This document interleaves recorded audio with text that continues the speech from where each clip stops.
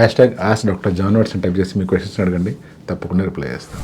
Apple షణ్యుఖ 5373. Sir, నేను కర్నూలులో hair transplantation చేయించుకున్నాను, కానీ అనస్థీషియా ఇచ్చిన చోట ఇంకా అలానే ఉంది సార్.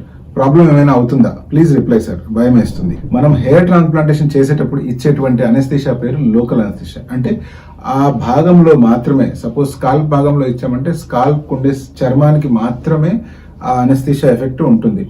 అండ్ క్రమక్రమంగా టైం పాస్ అయ్యే కొద్దీ, రోజులు గడిచే కొద్దీ అనస్థీషియా ఎఫెక్ట్ పూర్తిగా తగ్గిపోయి మళ్ళీ మీ స్కిన్ నార్మల్ అయిపోయే అవకాశాలు చాలా ఉన్నాయి.